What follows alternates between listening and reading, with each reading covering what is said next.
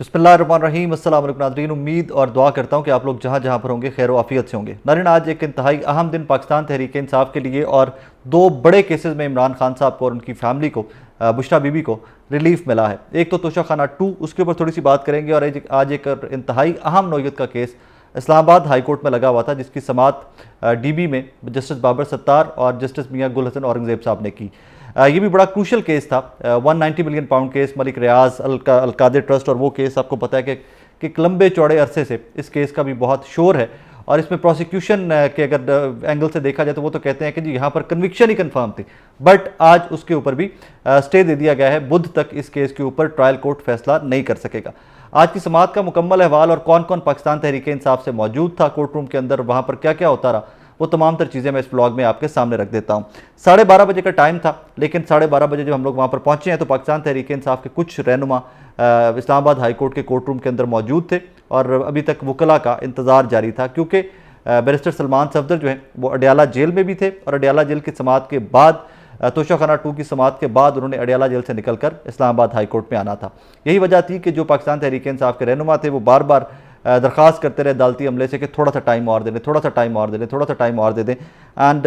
सबसे पहले doctor Arif Alvi Islamabad high court में मौजूद थे, उनके खिलाफ उनके साथ शिबली फराज साहब मौजूद थे, सलमान अकरम राजा मौजूद थे, और कुछ देर बाद अली मोहम्मद खान साहब भी इस्लामाबाद हाई कोर्ट के कोर्ट रूम में इस केस की समात देखने या विटनेस करने पहुँच चुके हुए थे। 12:35 के ऊपर अली मोहम्मद खान साहब आए थे। उसके बाद 12:40 के ऊपर पाकिस्तान तहरीक इंसाफ के वकला विंग में से एक और वकील, जो वकला का पैनल है इमरान खान साहब का, फैसल चौधरी साहब, 12:40 पर वो पहुँचे, और इंतज़ार अभी भी जारी था। 1:15 के करीब खालिद चौधरी साहब, जो वकला के पैनल में से इमरान खान साहब के एक हैं, वो इस्लामाबाद हाई कोर्ट में पहुँचे, और उतनी देर में काफ़ी अफरा तफरी फैली हुई थी। ये था कि जनाब जजेस का मूड भी ऑब्वियसली ऑफ हो जाएगा कि 5 मिनट 10 मिनट तो रोका जा सकता है और इतना लंबा चौड़ा नहीं चलाया जा सकता। बट इवेंचुअली 1:19 पर 12:30 समाज स्टार्ट होनी थी, 1:19 पर बैरिस्टर सलमान सफदर जो हैं वो पहुँचे हैं, और उसके बाद जो वकला की टीम थी जो कोर्ट रूम में पहले से मौजूद थी, वो सलमान सफदर साहब के पीछे आके बैठ गई है, और उनके बिल्कुल पीछे सलमान अकरम राजा साहब और बाकी वकला जो हैं वो चेयर्स के ऊपर बैठे हुए थे। जजेस आए हैं जनाब 1:25 के ऊपर जजेस आए हैं, और 1:26-27 के ऊपर इमरान खान साहब की हमशीरा अलीमा खान साहबा और एक और हमशीरा उनकी वो वहाँ पर कोर्ट रूम के अंदर पहुँची हैं, और वो भी आकर बैठ गई हैं। 1:28 के ऊपर दलाइल का आगाज़ किया बैरिस्टर सलमान सफदर ने, और फिर उन्होंने तमाम केस जो है उसकी डिटेल्स बताई हैं। इसमें रिलीफ जो आज मिला है उसकी बड़ी वजह ये है कि ये इस्लामाबाद की हवा में या पाकिस्तान तहरीक इंसाफ के वकला या किसी से भी बात करते थे तो उनको ये था कि जितना जल्दी में ट्रायल किया जा रहा है, हालांकि आपको पता है कोर्ट्स की छुट्टियां हैं, बट अलकादिर ट्रस्ट को जितना जल्दी में ट्रायल किया जा रहा है इस केस का, ये था कि एक आधे दिन के अंदर ही कंक्लूड हो रहा है वैसे भी केस, तो एक आधे दिन के अंदर ही इस पर फैसला आ जाना था, और ये फैसला रुकवाना ही पर्पज़ था कि अभी इस पर थोड़ा सा टाइम थोड़ा सा इस पर टाइम दिया जाए। बहरहाल 190 मिलियन पाउंड में रेफरेंस का फैसला सुनाने से बुध तक रोका है जजेस ने। इसमें एक इंटरेस्टिंग चीज़ ये थी कि बॉडी लैंग्वेज मेरी तरह कुछ और लोग भी जस्टिस बाबर सत्तार साहब की भी नोट कर रहे थे, क्योंकि वो ऑडियो लीक्स वाला फैसला जो आया जजेस का एंड एवरीथिंग सुप्रीम कोर्ट से जो आया, तो हमें था कि शायद उसको यहाँ पर भी कहीं ना कहीं वो कुछ झलक नज़र आएगी आज की प्रोसीडिंग के अंदर, but nothing like that. Justice Babar Sattar मुकम्मल प्रोसीडिंग के अंदर खामोश बैठे रहे। 1:28 के ऊपर दलाइल का आगाज़ हुआ था, और आई थिंक 2:08 के ऊपर 2:07 के ऊपर मियां गुल हसन औरंगजेब साहब ने फैसला लिखवाना स्टार्ट किया। सो इस तमाम टाइम के अंदर जस्टिस बाबर सत्तार सिर्फ खामोशी से दलाइल सुनते रहे, या बीच में एक दो दफ़ा उनकी डिस्कशन हुई है जस्टिस मियां गुल हसन औरंगजेब साहब के साथ, और जस्टिस मियां गुल हसन औरंगजेब साहब ने 2-3 जगह के ऊपर 2-3 पॉइंट्स के ऊपर सर्जनिश भी की है वकला की, क्योंकि उनको ये लगा कि जो प्ली ली गई थी इसके अंदर, अगर तो ये ट्रायल कोर्ट के अंदर 190 मिलियन पाउंड केस का ट्रायल रुकवाने की कोशिश की गई, तो उसके ऊपर जस्टिस मियां गुल हसन औरंगजेब साहब ने कहा कि जनाब मैं ट्रायल कोर्ट को बोलूँगा कि इसको जल्दी डिसाइड करें। अगर आपने ये प्ली या ये कोशिश है कि ताख़ीरी हरबा को इस्तेमाल करने की कोशिश है, तो मैं ये बोलूँगा कि इसका जल्दी से डिसाइड किया जाए। तो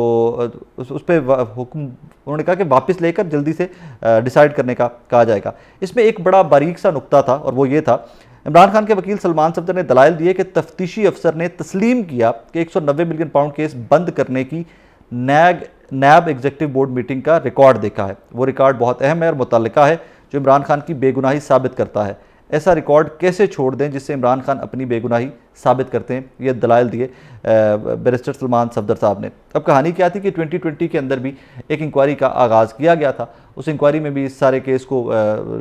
छानबीन की गई थी, इंक्वायरी की गई थी, बट इवेंचुअली कुछ नहीं निकला तो इंक्वायरी बंद कर दी गई थी। एक और चीज़ जिसके ऊपर आज एम्फेसाइज़ किया गया, ओपनिंग में ही एम्फेसाइज़ किया गया, बैकग्राउंड देते हुए जब बैकग्राउंड दे रहे थे बैरिस्टर सलमान सफदर, उन्होंने एम्फेसाइज़ किया कि बाकी लोग कहाँ हैं। इसमें मलिक रियाज साहब भी हैं, इसमें उनकी बेगम भी हैं, इसमें अली रियाज साहब, अहमद अली रियाज साहब भी हैं, और फिर इंपॉर्टेंट चीज़ कि 32 मिलियन पाउंड का एक अपार्टमेंट जो हुसैन नवाज साहब से ख़रीदा गया था, जब वो सारी इसका बैकग्राउंड दे रहे थे 190 मिलियन पाउंड का, कि 32 मिलियन पाउंड का अपार्टमेंट हुसैन नवाज साहब से ख़रीदा गया था और बाकी कैश था जो एसेट्स फ्रीज़ हुए थे NCA की जानिब से, नेशनल क्राइम एजेंसी की जानिब से। तो ये सारे बैकग्राउंड के अंदर एक बार फिर से वन हाइड पार्क या 32 मिलियन पाउंड की प्रॉपर्टी जो नवाज शरीफ साहब साबिका वज़ीर-ए-आज़म पाकिस्तान के साहबजादे हुसैन नवाज साहब से बैरियर टाउन के मालिक मलिक रियाज साहब और उनके साहबजादे ने खरीदी थी, वो एक नुक्ता भी दोबारा से इंपॉर्टेंस इख्तियार कर जाता है और उसको भी टेकअप किया जाएगा। ऑब्वियसली अब ये खबरों में भी आएगा कि जनाब जहाँ पर इस इल गॉटन मनी का रेफरेंस आता है कि कोर्ट ये किया जाता है, इसको बताया ऐसा जाता है कि it was ill gotten money, तो जब वो रेफरेंस आएगा तो वो इल गॉटन मनी थी या नहीं थी वो तो नेशनल क्राइम एजेंसी के उस एग्रीमेंट में साबित हो गया कि पैसा पाकिस्तान जाएगा वापस, मलिक रियाज साहब की फैमिली के साथ सेटलमेंट होगी नेशनल क्राइम एजेंसी की। बट ये पैसा गया कहाँ था, ख़रीदा क्या गया था, तो फिर वो वहाँ पर मशहूर ज़माना हाइड पार्क के जो हैं अपार्टमेंट्स हैं, जो अपार्टमेंट्स हैं हाइड पार्क के अपोजिट, वो भी एक दफ़ा फिर से आए, अंडर डिस्कशन आए। सेकेंडली तोशाखाना 1 उड़ चुका है, we all know that. Toshakhana 2 वो भी आसपास आ गया हुआ है। वहाँ पर भी इमरान खान साहब आपको पता है कि रिमांड पर थे और उनको आज जुडिशल कर दिया गया। जुडिशल करने का मतलब ये है कि अब हालांकि 4 दिन अभी बाकी थे, 4 दिन फर्दर रिमांड ले जाया भी जा सकता था, कस्टडी ले जाई भी जा सकती थी, but what is going to happen कि जनाब अब इमरान खान साहब की इसमें भी ज़मानत अप्लाई की जा सकेगी और चांसेस होते हैं, ब्राइटर चांसेस होते हैं कि जुडिशल के ऊपर जब जुडिशल कस्टडी में होते हैं तो उसके ऊपर ज़मानतें हो जाती हैं, 80-90% चांसेस होते हैं कि ज़मानतें हो जाती हैं। सो आज का दिन पाकिस्तान तहरीक इंसाफ के लिए अहम तरीन दिन था, बहुत अहम दिन था कि 2 बड़े केसेस के अंदर पाकिस्तान तहरीक इंसाफ के बानी चेयरमैन साबिका वज़ीर-ए-आज़म पाकिस्तान जनाब इमरान खान साहब को रिलीफ मिला है। ऑब्वियसली इसमें कुछ वकला की सरजनिश हुई कि जी डिले की वजह से, और लेकिन फिर वो रीज़न ये बताएगी कि अडयाला जेल एक तो सफ़र अच्छा खासा है और सेकेंडली फिर यहाँ पर कोई इस्लामाबाद में क्रिकेट टीम आई हुई है, यहाँ पर टेस्ट मैचेस स्टार्ट होने जा रहे हैं, उनकी वजह से सिक्योरिटी बहुत बढ़ाई गई है, रोड्स जो हैं वहाँ पर बैरियर लगाए गए हैं। सो ये सारी हैपनिंग्स थी और बीच में जस्टिस मियां गुल हसन साहब ने और